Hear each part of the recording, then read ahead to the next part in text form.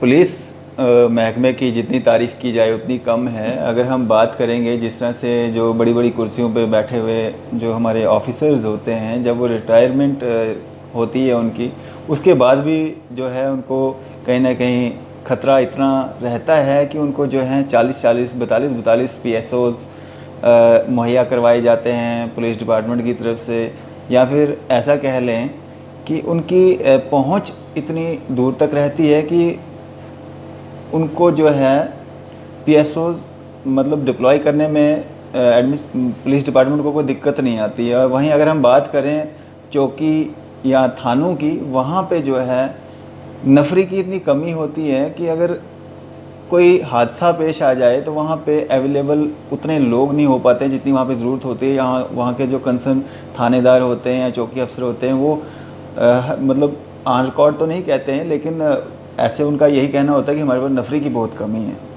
तो ये एक बहुत बड़ा इशू है और ये कहीं ना कहीं जो है संज्ञान में लेना चाहिए।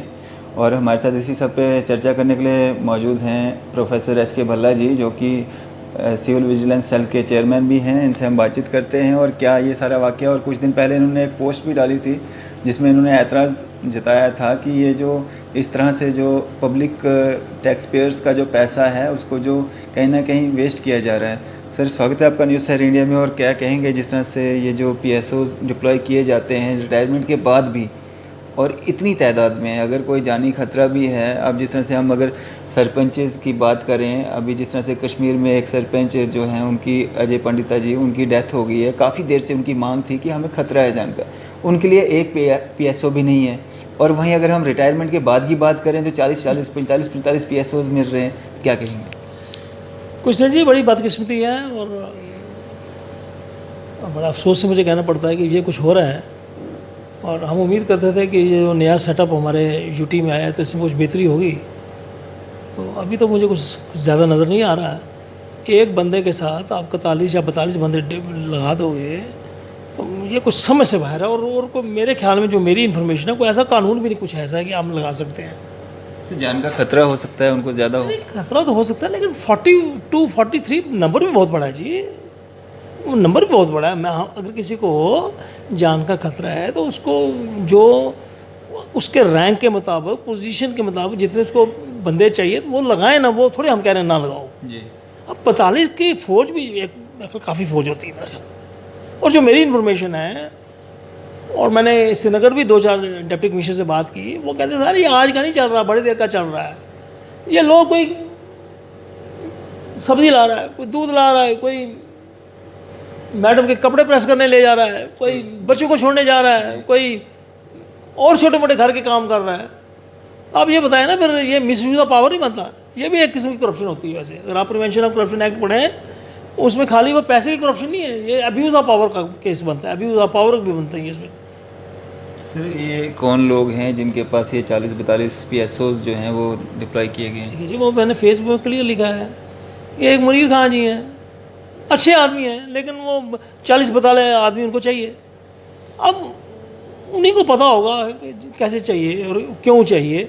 लेकिन एक अगर उन आर्डर्स के ऊपर नज़र लगाए तो पहला तो रिएक्शन ये, भाई इतने बंदे नहीं हो सकते, भाई इतने बंदे नहीं चाहिए हमें, लगाइए। वो एक तो बात वो है।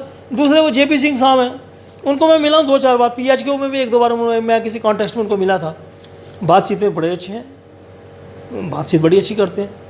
लेकिन जब ये इस आर्डर को देखा मैं हैरान हो गया। भाई हम भी रिटायर हुए, मैं भी डिग्री कॉलेज का प्रिंसिपल रिटायर हुआ, हमें नहीं किसी ने दिया। भाई 2 बंदे हायर एजुकेशन के आप घर आके सब्जी लाएंगे तो राशन लाएंगे, हम खुद ही लाते हैं। अब ये क्लियर आर्डर में लिखा है आफ्टर हीज रिटायरमेंट। ये पता नहीं कैसा आर्डर है जी। आफ्टर हीज रिटायरमेंट ये 8 बंदे आपने लगा दिए। और जब मैंने फेसबुक पर लिखा, कुछ लोगों ने बड़ा कुछ एडवर्स भी लिखा, कुछ मेरे खिलाफ भी लिखा। उनको ये लगा जी कि ये क्यों ऐसी बात पेश की गई है। तो लेकिन मैंने उसका जवाब नहीं दिया। मैंने कहा कि ये फ्रस्ट्रेशन में, गुस्से में बोल रहे हैं, कोई बात नहीं, बोलने दो, कोई बात नहीं, बोलने दो। सच्चाई सच्चाई रहती है। को आप मुझे कोई कॉन्स्टिट्यूशन बताएं इंडिया का, या कोई ऐसा ज़ाब्ता मुझे बताएंगे जहाँ पे ये लिखा है कि 8 बंदे आपको रिटायरमेंट के बाद आपकी सेवा के लिए होंगे। और जिस बंदे ने ऑर्डर किया, मेरे ख्याल में, जो मेरी कॉमन सेंस कहती है, उन्होंने भी ठीक नहीं किया। उनको ऐसे नहीं करना चाहिए था। अब सवाल ये है, इन चीज़ों को अगर हम चाहते हैं कि बेहतरी हो, इन चीज़ों को रिविज़िट करना चाहिए। रिविज़िट मतलब दोबारा नज़रसानी करनी चाहिए। जहाँ पे गलती है, गलती का सुधार करना चाहिए। हम होता क्या है, मैंने क्या देखा अपने, हम लोग इन चीज़ों का फजूल का इशू बना लेते हैं, पॉइंट ऑफ प्रेस्टीज बनाते हैं। क्यों बोला जी, किसने कहा जी, किसके कहने पे बोला। बिल्कुल वैसी बात नहीं है। ये मेरे पास लोग आते रहते हैं डिफरेंट किस्म के, मुझे किस्म की मेरे पास रहती है इन्फॉर्मेशन, और जो हमें लगता है कि भाई ये पब्लिक इशू है, हम उसको मीडिया में डाल देते हैं, फेसबुक में डाल देते हैं, और हमारा इतना ही काम होता है। बाकी कुछ करना चाहें तो करें, नहीं करना ना करें, लेकिन जो रिकॉर्ड में चीज़ रहती है वो रहती ही रहती है। और भी बहुत सारे लोग हैं ऐसे जिनके पास जो है PSOs की कोई कमी नहीं है, लेकिन ये 2 ही नाम क्यों? जो मेरे पास इन्फॉर्मेशन है भाई साहब, मैं वही बोलूँगा ना जी।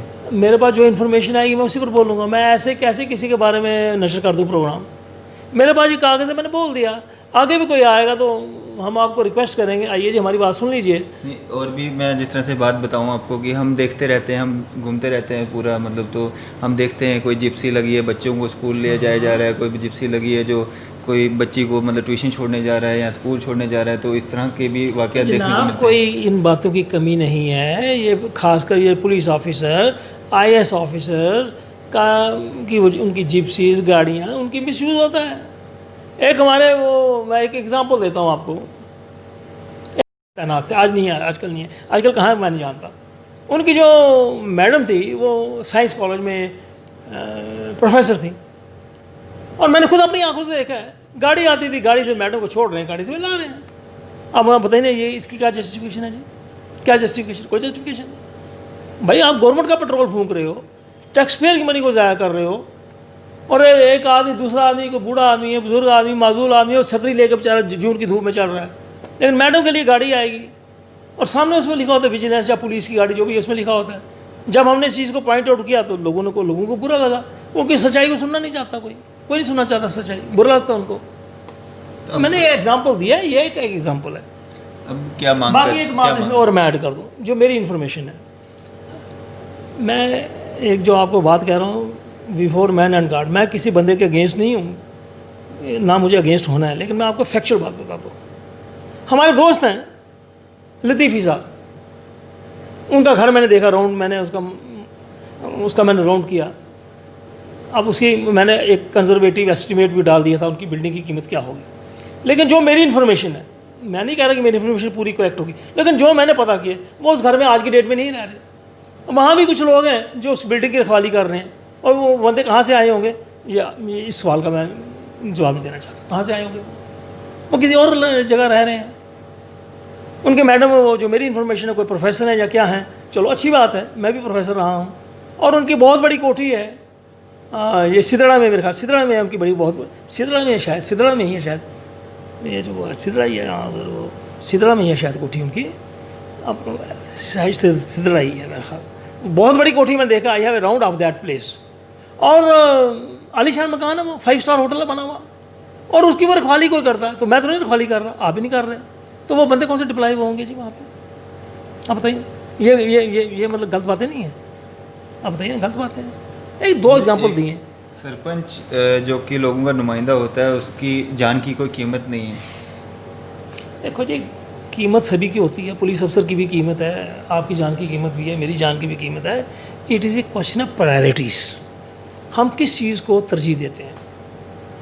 अगर हमारे लिए वो चीज़ इंपॉर्टेंट है, हम उस तरीके से एक्ट करते हैं। नहीं दिया उनको, नहीं दिया, वो बेचारा शहीद हो गया। उसके लिए मैंने एक फेसबुक में डाली थी, मैं शायद हमारे ऑनरेबल DG साहब ने उस लड़की का शाउट करना, उस लड़के के आंसू, उस लड़की की चीखों पुकार जो TV पर मैंने देखी है। अगर कोई सेंसिबल बंदा हो, उसकी आत्मा हिल जाती है। वो लड़की कहती है मैं ये करूँगी, वो करूँगी, पता क्या करेगी या नहीं करेगी मैं नहीं जानता, लेकिन उसको इतना गुस्सा है, वो निज़ाम के ख़िलाफ़ बच्चा बोल रहा है कि मैं बड़े होकर मैं ये करूँगा। अब हम लोग शुरू से ही बच्चों में अगर इस किस्म की भावना डालते हैं तो आगे ले क्या नतीजे होंगे, आप बताइए ना। क्या बताऊँ इसके बारे में, क्या बताऊँ? अब कुछ भी नहीं है इसमें। मैं ये नहीं कहता किसी को पनिश किया जाए, मैं ये भी नहीं कह रहा, या किसी का वो और उस पर कोई एक्शन किया जाए।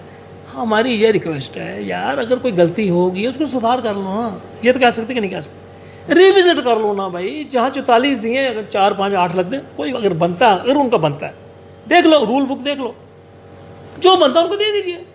लेकिन खासकर ये शहजाद साहब का तो आर्डर तो मुझे बड़ा अजीबोगरीब लग रहा है कि रिटायरमेंट के बाद भी चलते रहेंगे। ये कौन सा आर्डर? ये तो मैंने ज़िंदगी में पहली बार देखा यार। 35 साल नौकरी मैंने भी गेस्टेड कर दी। मुझे नहीं वो हायर एजुकेशन के तले तो रोहिला साहब ने दो बंदे दिए कि भल्ला साहब की टाँगें दबा दिया करो, मुझे नहीं मिले अभी तक।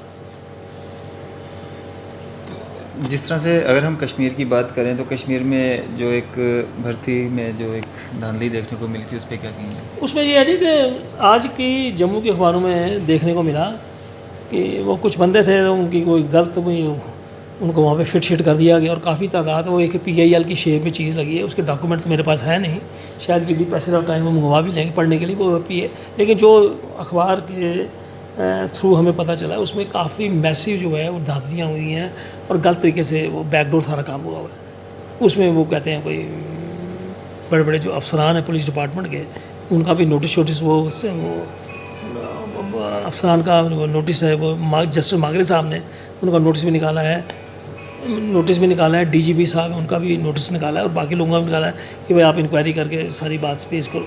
लेकिन जिस बंदे ने वो PIL की उसमें उसने क्लियर लिखा हुआ है कि इसमें मैसिव इरेगुलरिटीज़ हैं। अब आप ये बताएं कि आप रिक्रूटमेंट कर रहे हैं और उसमें इरेगुलरिटीज़ आ रही हैं और वो कोर्ट में कोर्ट के नोटिस में ये चीज़ें आ रही हैं, ये कितनी गलत बात है? आप देखिए व्हाट इज़ द मैसेज। उधर हम कह रहे हैं जी हम इतने भर्ती करेंगे जी, बड़ा ट्रांसपेरेंट होगा जी, बड़ा साफ़ होगा जी, किसी को शिकायत नहीं होगा। उधर साथ में ये कहानी भी चल रही है। कहने और करने में बहुत अंतर नज़र आ रहा है। बिल्कुल।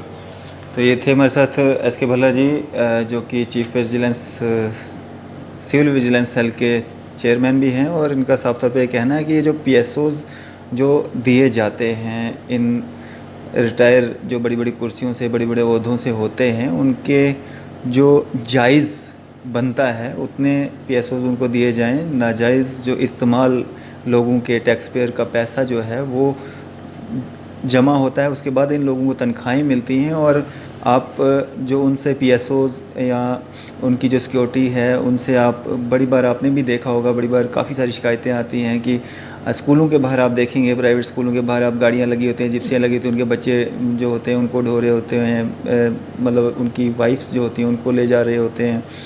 तो इस तरह से जो है उसका इस्तेमाल ना किया जाए, जो जायज़ बनता है उनको दिया जाए, सिक्योरिटी थ्रेट्स हैं उनके हिसाब से उनको जो है सिक्योरिटी दी जाए। फ़िलहाल हमें दीजिए इजाज़त। मैं अरफाज़ा मडैंग, न्यूज़ सैर इंडिया के लिए अदरीस मोहम्मद के साथ। 3 बंदे से वो रिटायरमेंट बंद होगा जी, चलो 2-3 हमारा रिटायरमेंट दे नहीं सकते, रिटायरमेंट दे नहीं सकते।